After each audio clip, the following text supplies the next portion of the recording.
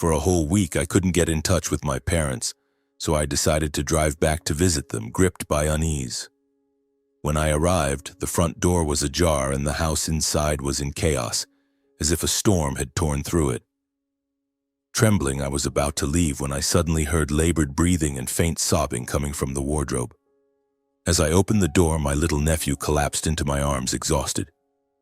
He didn't say a word, but his silence unveiled a horrifying truth I had never dared to imagine. Hello, my name is Jackson Palmer. I'm 31 years old and currently manage a small but bustling hotel in Las Vegas, Nevada, the city of lights and fleeting dreams. From the outside, my life seems stable. A good job, a tidy apartment, and a busy schedule that keeps me from overthinking. But if you ask me about my family, about my memories of Reno, where I grew up, you'll hear a different story, one filled with cracks, lingering pain and love that I struggle to express.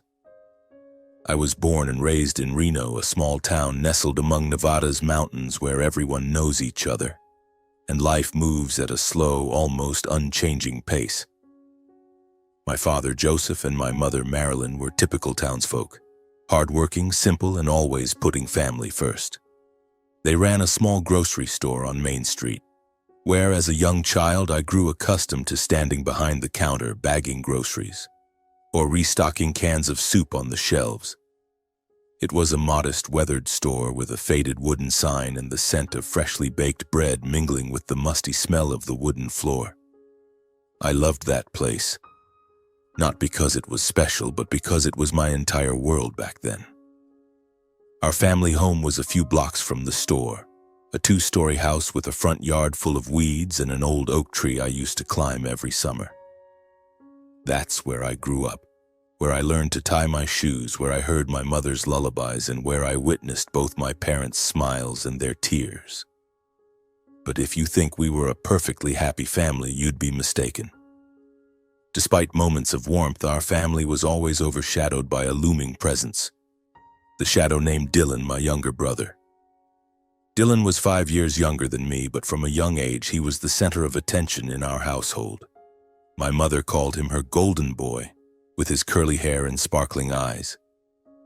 Dylan had a smile that could melt anyone, and my parents, especially my mother, couldn't resist him. They spoiled him, giving him whatever he wanted, new toys, nice clothes, or forgiveness for his mistakes.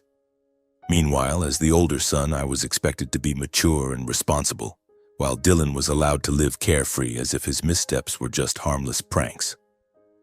I don't blame my parents. I know they loved both of us, just in different ways.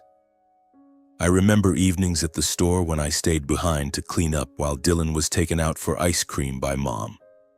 Or the times I got scolded for breaking a glass, while Dylan could spill an entire tray of pastries and only get a pat on the head. Those small things piling up over the years made Dylan and me grow up like parallel lines, living under the same roof but never truly connecting. When I was 18, I left Reno to attend college in Las Vegas. For the first time, I felt like I could breathe, like I could live for myself. I studied business administration, landed a good job at a hotel, and slowly built a new life.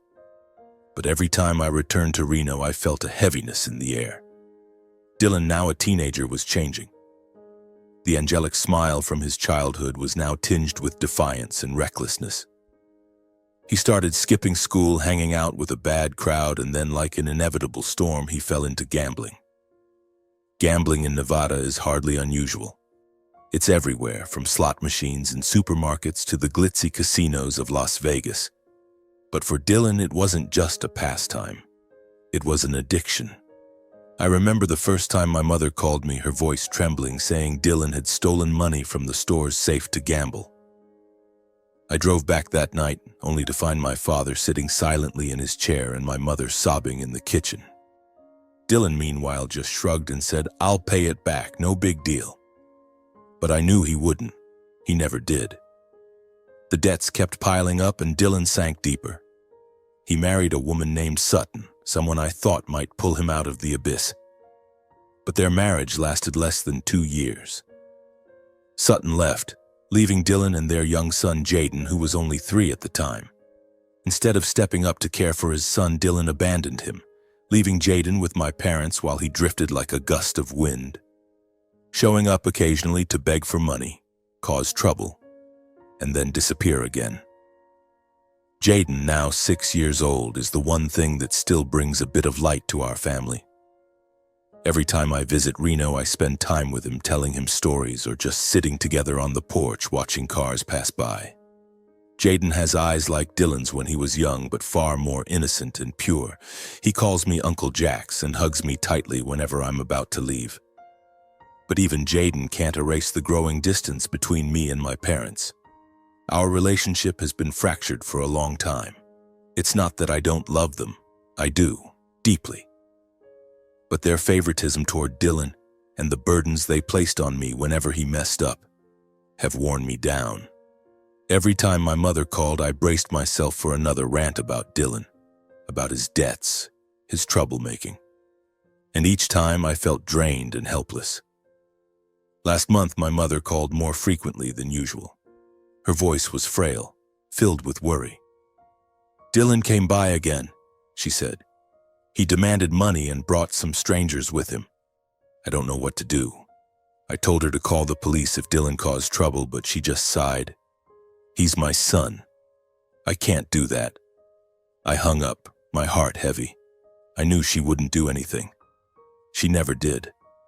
I thought about going back to Reno, confronting Dylan, or even bringing Jaden to live with me in Las Vegas. But work swept me away, and I told myself everything would be fine, that my parents could handle it. I was wrong, terribly wrong. For the past week, a sense of unease has been creeping into my heart, like a cold wind blowing through the blazing summer days of Las Vegas. It started with unanswered calls. I called my mom, then my dad, but all I got was the endless ringing, as if the sound was echoing in an empty void. I sent texts one after another with simple questions. "Mom, are you okay? Dad, what are you up to? How's Jaden doing?" But my phone screen remained silent, not a single reply. At first, I reassured myself that maybe my parents were busy, maybe they were at the store, or maybe their phones had died. But as the third day passed, then the fifth, that unease was no longer a fleeting breeze. It had turned into a storm, raging in my chest.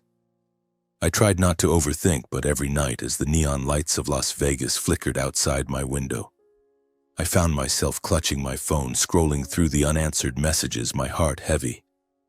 I thought of my dad with his tall, lean frame and eyes always filled with quiet exhaustion but steadfast patience. I thought of my mom, with her gentle smile but a voice growing weaker every time she mentioned Dylan. And then I thought of Jaden, the 6-year-old with big, round eyes, probably sitting somewhere in that Reno house, clutching his worn-out teddy bear. I wondered, what's going on? Are my parents okay? My mother's calls about Dylan's incessant disruptions, showing up with strangers in tow, had left me with a gnawing sense of dread. Dylan wasn't just asking for money anymore. He had changed, becoming more aggressive, more reckless.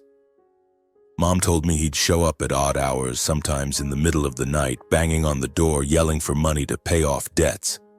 Once she said he even threatened to make a big deal if they didn't comply.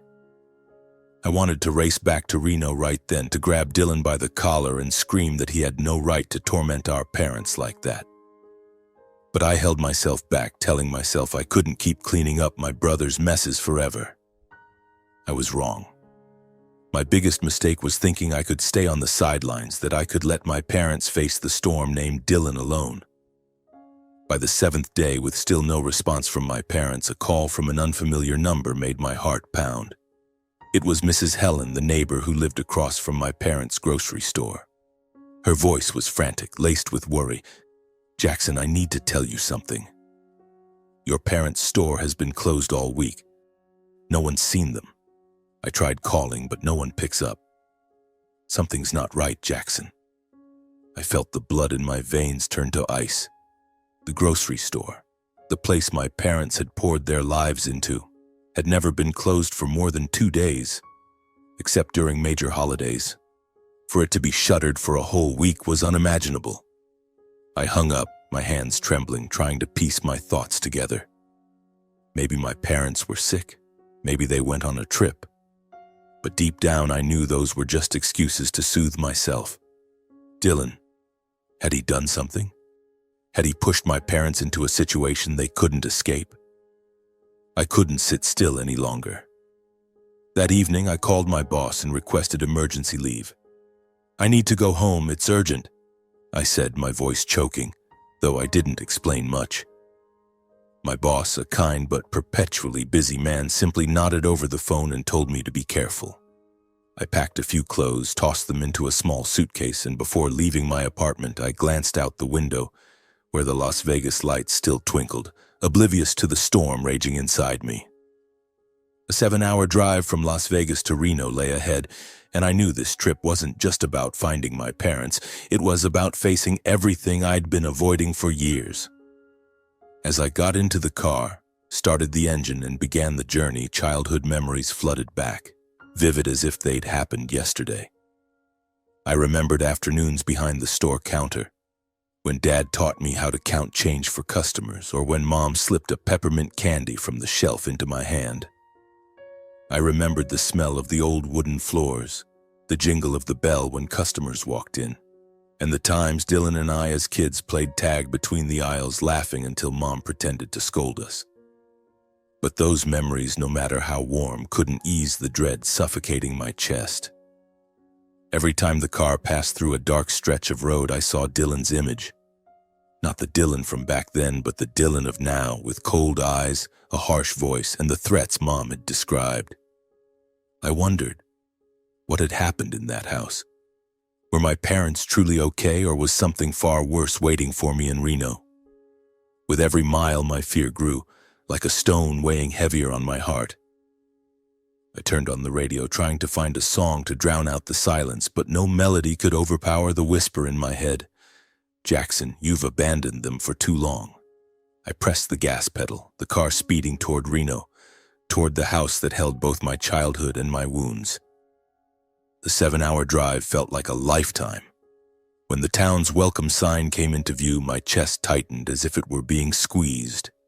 The town looked the same, with its familiar streets and houses peeking out under the moonlight. But something felt off, as if the air carried a warning.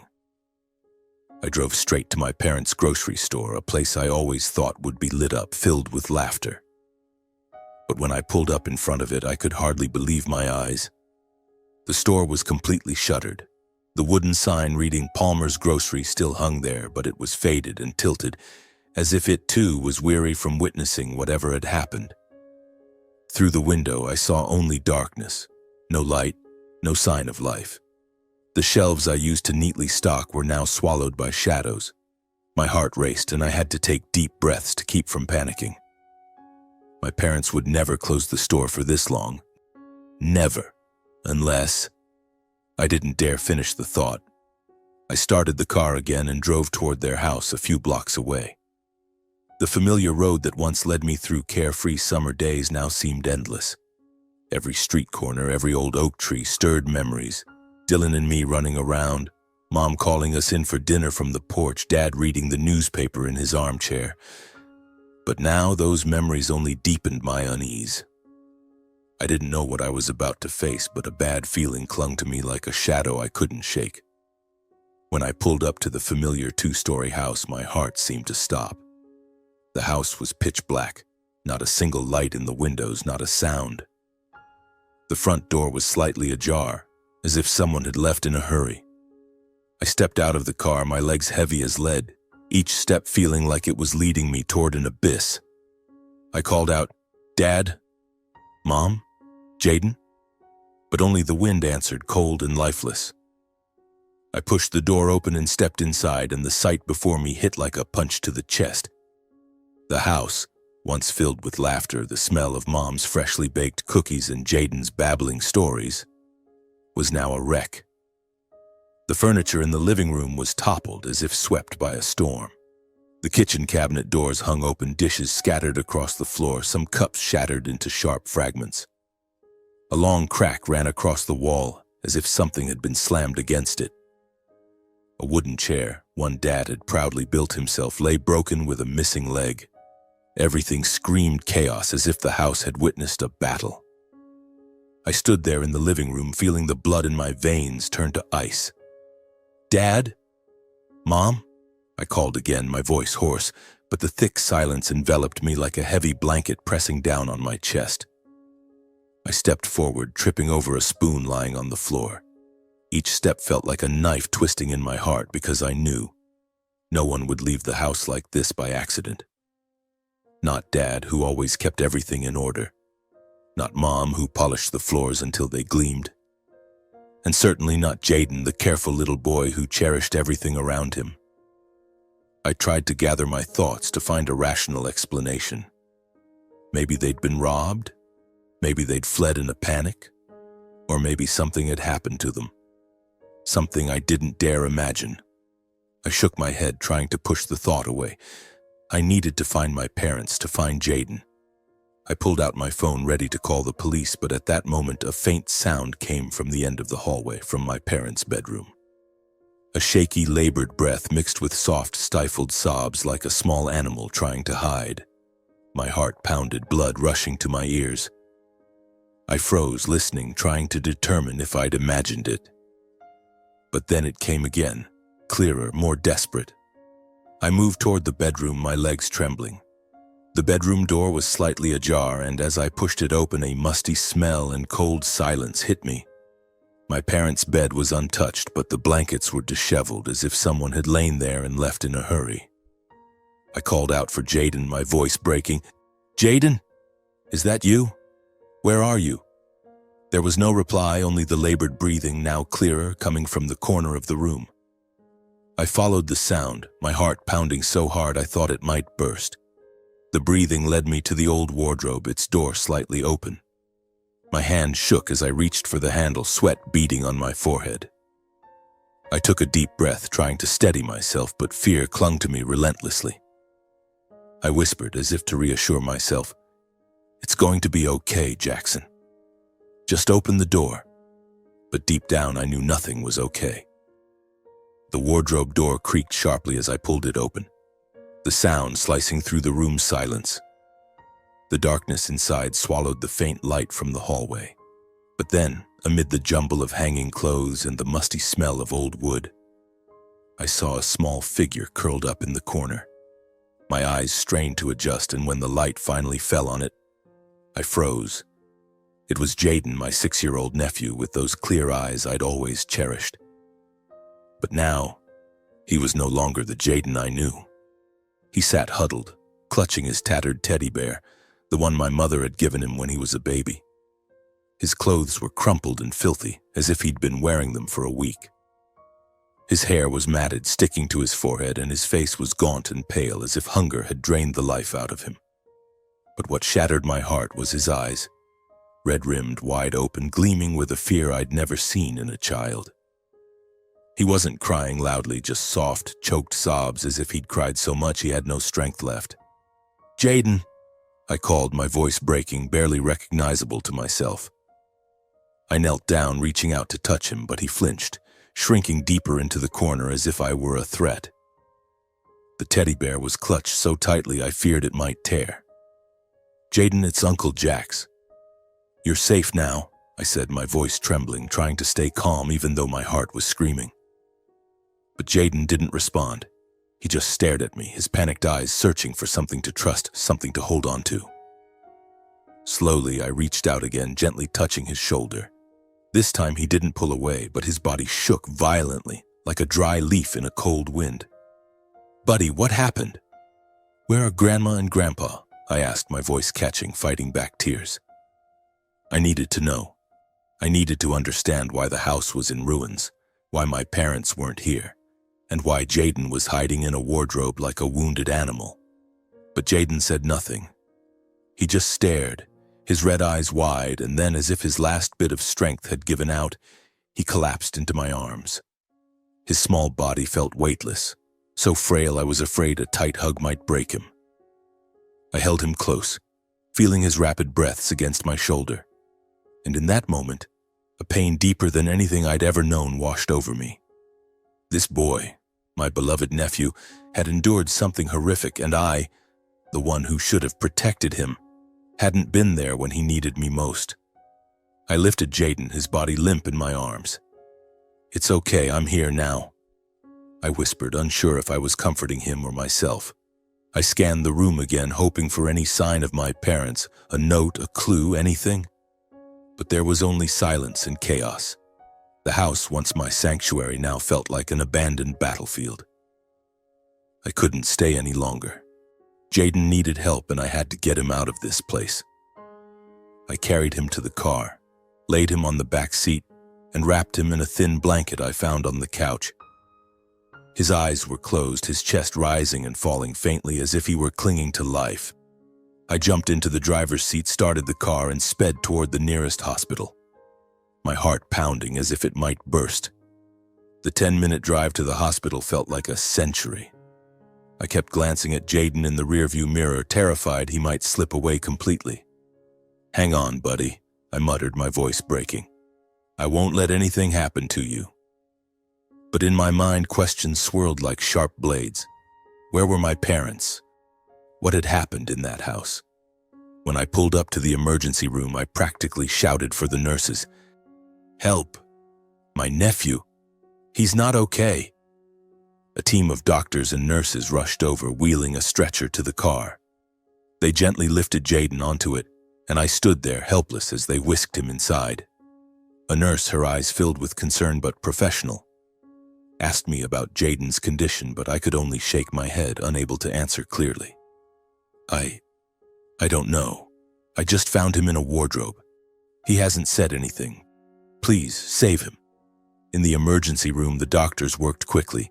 They hooked Jaden up to an IV, checked his heart rate, and measured his blood pressure, while I stood in the hallway watching through the small window in the door. Jaden lay there, so small and fragile, like a bird with broken wings. A doctor emerged, his face grave. "The boy is severely dehydrated and malnourished, likely from days without food or water," he said. "He's also experiencing significant psychological trauma. We'll keep him here for observation, but can you tell us anything about what happened?" I shook my head, overwhelmed by helplessness. "I don't know," I whispered. "I just got home and found him like that. But deep down, I knew I couldn't stop here." Jaden had survived, but what about my parents? The wrecked house, the signs of violence, the eerie silence.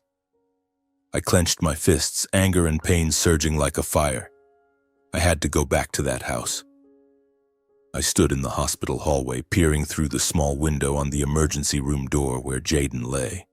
He looked heartbreakingly small, with IV tubes attached to his arm and his face still bearing traces of fear. The doctors said he'd be okay, but okay in this context felt like an empty word. I turned away, unable to bear the sight for another second. I had to act. I had to find my parents. I called a friend from the hotel, asking him to cover my work for a few days. "I don't know how long this will take," I said, my voice hollow. He didn't ask questions, just told me to take care of myself and promised to handle everything. I hung up, feeling like I was severing a piece of my normal life in Las Vegas to step into a nightmare with no end in sight. Back in the car, I drove to my parents' house. The Reno night was cold, and the faint moonlight cast an eerie glow on the familiar streets, making them feel alien. When I pulled up to the house, a chill ran down my spine. I stepped inside, careful not to touch anything. The house was as I'd left it. Furniture toppled, dishes shattered, the crack on the wall like a grim reminder of what had happened. I stood in the living room, breathing in the heavy air, searching for any clue, any sign to understand what had happened to my parents. I walked through each room, checking every corner but avoiding touching anything. I knew if something serious had occurred, the police would need the scene untouched. In the kitchen, I spotted a family photo frame on the floor. I looked down at the cracked glass, my heart clenching at the sight of my parents' smiles, mine, and even Dylan's from when we were kids. The photo was taken on a summer day when we were still a family before everything fell apart. I pulled out my phone, my hands trembling as I dialed 911. "I need to report a missing persons case," I said when the dispatcher's voice came through. "My parents, they're not at home, and my nephew, I found him in critical condition. The house, It's been ransacked. Please come quickly." My voice choked, each word feeling like it was being wrenched from deep inside my chest. The dispatcher asked basic questions: address, my parents' names, the state of the scene, and I answered mechanically, my mind blank. They told me to wait, that the police would be there soon. I sat on the old sofa trying to stay calm, but my hands wouldn't stop shaking. I scanned the room, desperate for any clue. My dad's jacket hung on the coat rack, but its pockets were empty. In the kitchen, a cold cup of coffee sat on the table as if Dad had left it mid-sip. Everything in the house seemed to tell a story, but I couldn't decipher what it was saying.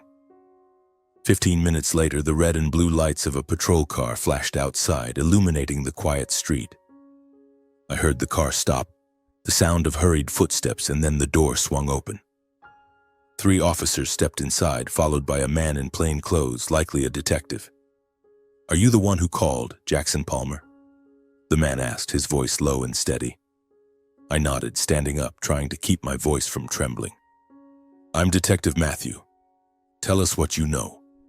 I led them inside, showing them the scene: the broken chairs, shattered dishes, the crack on the wall. I told them about not being able to reach my parents for a week, about the neighbor's call, and about finding Jaden in the wardrobe. Each word felt like a stab, but I forced myself to keep going. Matthew took notes carefully, his eyes sharp but non-judgmental. "We'll look into everything," he said. "But first, we need to secure the scene." The officers began cordoning off the house with yellow tape, keeping anyone from getting too close. I stood on the porch watching as neighbors started to gather, their eyes a mix of curiosity and concern. Whispers floated through the crowd, and I caught fragments of their conversations. "I heard arguing last week," an elderly woman, Mrs. Carter, told an officer. "Loud shouting from inside the house. I thought it was Joseph and Marilyn arguing with someone." Another man, Mr. Thompson, chimed in. "I saw Dylan around here a few times. He was with some rough-looking guys. Once I saw them standing outside the store like they were watching something." Each word hit me like a hammer to the chest. I was both furious and desperate. Dylan. His name kept coming up like a refrain in a tragic song. I wanted to scream, to demand answers from every neighbor about what they'd seen or heard, but I knew I had to stay calm. The police needed me clear-headed, and Jaden needed me strong. Still, deep inside, a fear was growing like a snarling beast. If Dylan was involved, if he had done something to my parents, I didn't know how I'd face that truth. Matthew called me over, asking more questions about Dylan, where he usually went, his habits, anything that could help. I told him everything I knew, though each word felt like rubbing salt in a wound. "He's addicted to gambling," I said. "He shows up to ask for money. My mom, she always forgave him no matter how much he hurt her."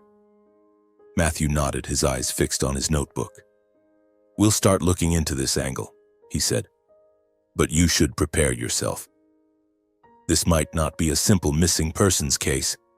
His words sent a shiver through me. I wanted to believe my parents were okay, that they'd just gone somewhere, that this was all a misunderstanding. But deep down, I knew the truth was waiting, and it wouldn't be easy. I turned away, heading back to the hospital where Jaden was. I needed to be with him. I hurried into the hospital, heading straight to Jaden's bedside. The doctors had been treating him with IV fluids for hours, and now he looked slightly better.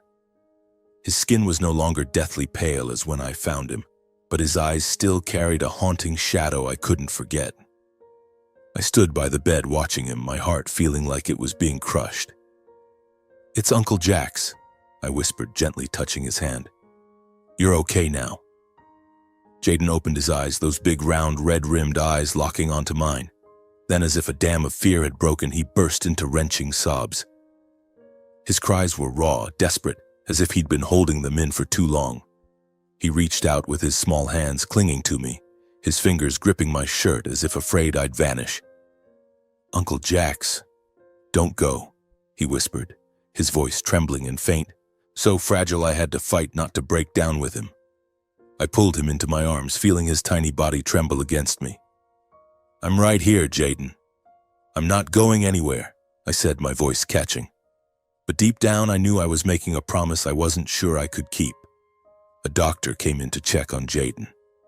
"He's more stable now," she said, her tone gentle but serious. "But he's suffered severe psychological trauma. We need time to assess him further, and it's best not to pressure him right now." I nodded, but my mind was swirling with questions.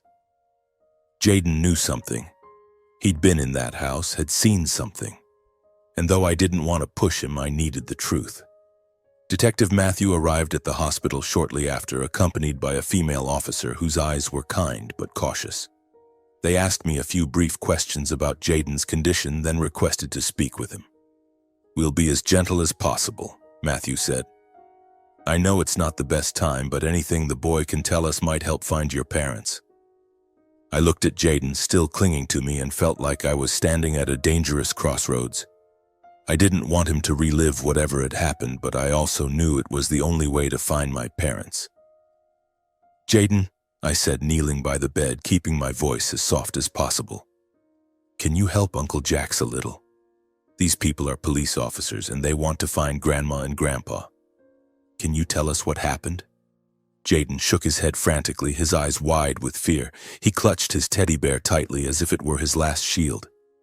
"No, I don't want to," he whispered, his voice quivering. I hugged him, letting him rest his head on my shoulder. "I'm right here, Jaden.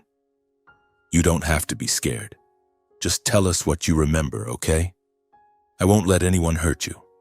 I could feel his rapid breathing, and in that moment I wanted nothing more than to take him away from all this pain. But I couldn't. I needed the truth, no matter how brutal. After a few minutes of my reassurance, Jaden began to speak, his voice halting and punctuated by sobs. Dad came to the house," he whispered, and my heart seemed to stop. "Dad came with some other people. They were yelling. Grandma and Grandpa yelled back." Jaden paused, his eyes wide, as if reliving the moment. I held his hand, trying to keep my voice steady. "Go on, buddy. What did they do?" Jaden trembled, tears streaming down his cheeks. "Dad, he was really mad. He shouted, told Grandma and Grandpa to give him money, but they wouldn't. Then there was a loud crash. Things broke." He stopped, clutching the teddy bear, his body shaking violently. I was scared. I ran to the wardrobe. I hid. His voice faded, as if sinking into a memory too heavy to bear. I heard Grandma and Grandpa cry out. Then everything went quiet. I felt the blood in my veins turn to ice. I held Jaden tightly, fighting back tears, but inside a storm was raging. Dylan. He was there. He fought with our parents, and the sounds Jaden heard, I didn't dare think further. Matthew and the female officer took notes quickly, their expressions hardening. "Do you remember anything about the people with your dad?" the officer asked, her voice gentle but careful. Jaden shook his head, tears spilling again. "I don't know. They were tall. They were scary, covered in tattoos." He broke into wrenching sobs, clinging to me, and I knew he couldn't say more. I signaled to Matthew, and he nodded, standing up. "Thank you, Jaden," he said. "You're a brave boy. We have enough to start the investigation, and Dylan will be our primary suspect." The doctor stepped in, gently asking everyone to leave so Jaden could rest. "The boy needs time," she said. "He's been through too much." I nodded, but inside I wanted to scream. Dylan, my brother, what had he done? What had he dragged our parents into? And Jaden, an innocent child, had witnessed it all. I sat by Jaden's bed, holding his hand until he fell asleep, his breathing finally steady. But I couldn't rest. Jaden's words were like a sharp puzzle piece, confirming my worst fears. Dylan hadn't just caused trouble. He might have done something unforgivable. Detective Matthew called me the next morning, his voice low and resolute. "We've designated Dylan as the primary suspect based on Jaden's statement," he said. "We're issuing a manhunt and checking every place he might show up. Do you have any more information about your brother's habits?" I recounted what I knew: the casinos Dylan frequented, the seedy bars where he drank. Each word felt like a stab, but I couldn't stop. The police moved quickly. They went to the rundown motel room Dylan rented on the outskirts of Reno. But when Matthew called with an update, his voice was heavy with frustration. "The room was empty," he said. "Trash strewn everywhere, clothes scattered like he left in a hurry. We're collecting fingerprints and any clues we can find." I pictured the room, a chaotic mess reeking of alcohol and cigarettes, a reflection of the person Dylan had become. He'd fled. He knew what he'd done and he was trying to escape. Meanwhile, I sat by Jaden's side watching him sleep, his face still etched with fear. The doctors said he needed time to recover, but every time he startled in his sleep, muttering incoherent words, it felt like someone was squeezing my heart. I stroked his hair, whispering, "I'm here, Jaden. Everything's going to be okay," but I wasn't sure if I was comforting him or myself. The truth was, I didn't know if things would ever be okay again. The police continued to track Dylan's trail. They visited the casinos and bars in Reno where he was a regular. A bartender at the Rusty Nail told Matthew that Dylan had shown up a few days ago, frantic, downing drinks and muttering about needing money fast. "He looked like he was being hunted," the bartender said. Bloodshot eyes, constantly looking over his shoulder like he was scared of someone following him. Then he left without paying for his drinks. Those details sent a chill through me. Dylan wasn't just running. He was terrified. A key lead came from a creditor named Eddie, a man the police tracked down at a small casino outside town. Eddie, with a gravelly voice and cold eyes, said Dylan owed him tens of thousands of dollars from losing streaks at the tables. "He begged me for more time," Eddie told Matthew, as recounted later. "Said he was about to come into big money to pay it all off. Mentioned something about family taking care of it, but I didn't buy it. He looked like a desperate stray dog." Eddie's words hit me like a hammer. Family taking care of it? What did Dylan mean? Was he planning to get money from our parents? From the grocery store?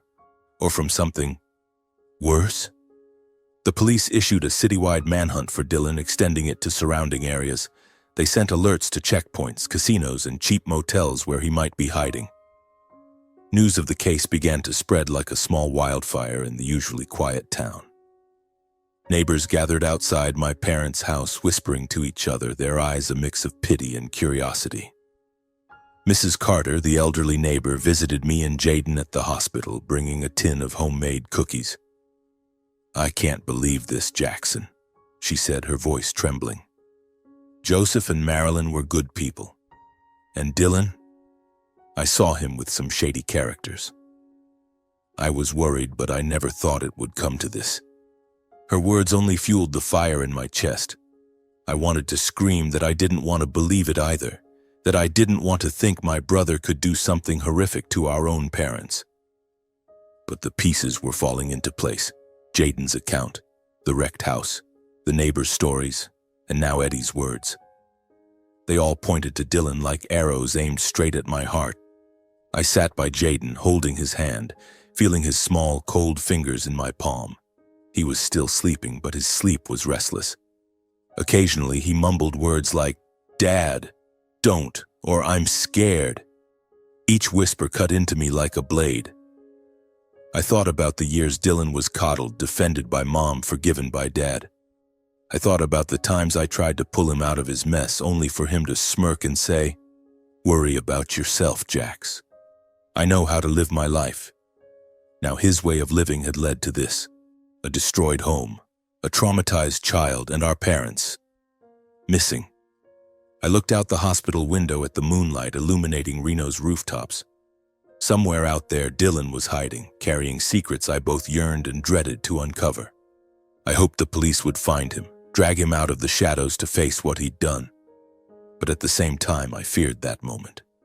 When I faced Dylan, what would I see? A criminal? A brother? Or a monster who had destroyed our family? Matthew called again late that night, his voice firm but steady. "We're narrowing it down," he said. "We've got new leads from the outskirts. We'll find him soon. I nodded, though he couldn't see me. "Thank you," I said, my voice hollow. I wasn't sure if I was truly ready to face Dylan or not. The next morning, Matthew called me back to the house to review some findings from the investigation team. "We need you to confirm a few details," he said over the phone, his voice carrying an odd tone, as if he were bracing himself for something grave. I didn't ask questions, just drove over, my heart pounding in my chest.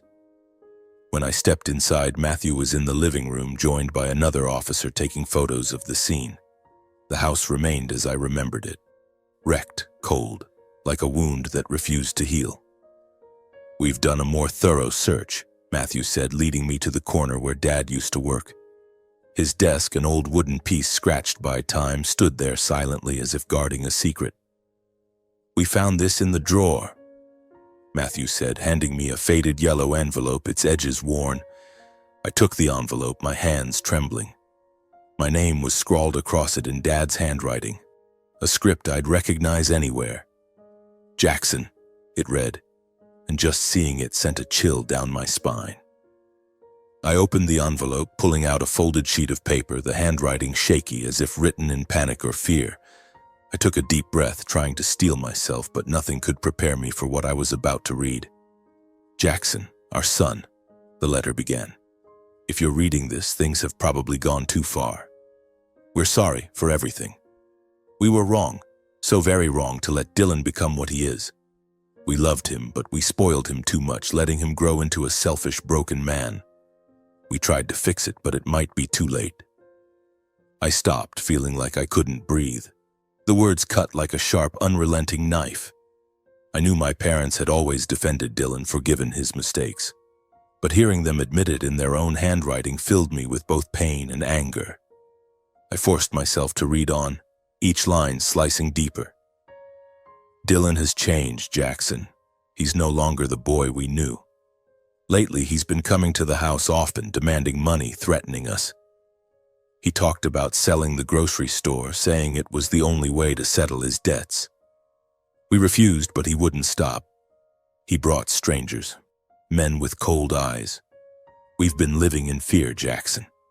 We're afraid of the day things go too far." Tears welled up, blurring the words. I thought I was prepared, but no, there was no way to brace for this. My parents had lived in fear, threatened by their own son, and they chose to keep it from me. A wave of anger surged, anger at Dylan, at myself, and even at my parents for letting it come to this. The letter continued, Dad's handwriting growing heavier, as if he knew time was running out. "We didn't want to drag you into this, Jackson. You've done so much for this family, carried so much. We didn't want you to face Dylan, didn't want you caught up in this. But if you're reading this, we're probably gone. Take care of Jaden. He's innocent. And please forgive us if you can." I folded the letter, unable to read further. Tears fell hot on my cheeks, but I didn't wipe them away. The words felt like a final testament, as if my parents knew a tragic end was coming. They'd been pushed to the edge by their own son, and they'd chosen to protect me no matter the cost. I gripped the letter, feeling it burn in my hand. Matthew stood beside me, his eyes softening. But he said nothing, as if knowing I needed time to process what I'd read. "Dylan," I whispered, my voice breaking. His name now felt like a curse, an indelible stain. He'd driven our parents to the brink, and I could no longer stand on the sidelines. I handed the letter to Matthew, my voice trembling. "Keep it. It's evidence." He nodded, carefully placing it in a clear plastic bag, but his eyes told me he understood. This wasn't just evidence, but a piece of my family's tragedy. I returned to the hospital right after, unable to bear another second in that house. Jaden was still sleeping, his face less pale now. The letter's words echoed in my mind, each one a reminder of my parents' mistakes, and my own. I'd left them alone too long, thinking distance would shield me from Dylan's chaos. But now I couldn't run anymore. Dylan had destroyed our family, and I had to face him, no matter how brutal the truth might be. 3 days later, my phone buzzed. It was Matthew. His voice was curt, but I could hear the tension in it. "We found Dylan," he said. He's at a cheap motel on the outskirts. We've taken him into custody. Would you like to come to the station? My heart pounded, a mix of relief and dread surging through me. They'd found him. I left Jaden at the hospital under the nurse's care, promising to return soon. He clutched my hand, his eyes still filled with panic, but I forced a smile, though it felt dry and strained. I'll be back soon, Jaden, I said, ruffling his hair. But as I stepped out of the room, I felt like I was walking into a storm. The Reno police station sat in the heart of town, a gray building with long corridors and the stale smell of old coffee. Matthew met me at the entrance, his expression stern but tinged with exhaustion. He's in the interrogation room, he said, leading me through a narrow hallway. He's rattled but still denying everything. We need you here to confirm some details. I nodded, though inside I wanted to turn and run from this moment. But I couldn't. Not now. The interrogation room was small, with a metal table and stiff chairs. Dylan sat there, facing Matthew and another officer. I stood behind the one-way glass, watching him through the cold pane. He looked haggard, a shadow of himself. His hair was disheveled, his shirt crumpled, and his bloodshot eyes suggested days without sleep. In his hand was a small bag containing some cash and fake IDs, clear signs he'd planned to flee. But what chilled me was his eyes, panicked, yet still defiant, as if he thought he could still escape. Matthew began the interrogation, his voice calm but sharp. Dylan, we know you were at your parents' house last week. We have statements from your son, from neighbors, and from a creditor. What did you do? Dylan kept his head down, his hands clasped tightly, but his mouth stayed stubborn. I just went to ask for money, he said, his voice hoarse. We argued, sure, but then I left. I didn't do anything. I clenched my fists, my nails digging into my palms until they stung. He was lying. I knew it, Matthew knew it, and the room itself seemed to know it. Matthew didn't flinch. He placed a stack of documents on the table, including my parents' letter and photos of the wrecked house. You sure about that, Dylan? He asked, his voice cold as steel. Jaden said you came with some men. You fought with your parents and he heard things breaking, loud crashes. How do you explain that? Dylan shifted in his seat, his eyes darting away. The kid's making it up, he muttered, but his voice trembled as if he knew he was losing ground. Matthew pressed on, his tone growing sharper. We also have a statement from Eddie, your creditor. He said you promised big money to pay off your debts. Where was that money coming from, Dylan? Your parents' store? Their house? I stood behind the glass, feeling the ground crumble beneath me. Each of Matthew's words was a puzzle piece, forming a horrifying picture. Dylan bowed his head, silent, but I could see his shoulders trembling. He was breaking, and I both wanted to scream at him and run from what I was about to hear. Suddenly, Matthew's phone buzzed. He answered, his calm demeanor darkening instantly. The room fell silent as he nodded a few times, then hung up. Matthew stood, his voice dropping, each word heavy like a hammer strike. Dylan, I just got a call. The crime scene team found the bodies of Joseph and Marilyn Palmer in a vacant lot not far from their house. Both were brutally attacked. Evidence at the scene matches what we found in the house and Jaden's statement. Do you have anything left to deny? I felt the world stop. Bodies. My parents. I gripped the chair's edge, my head spinning. Their letter, with its trembling words, now became an unbearable truth. I wanted to scream, to shatter the glass and grab Dylan, but I couldn't move.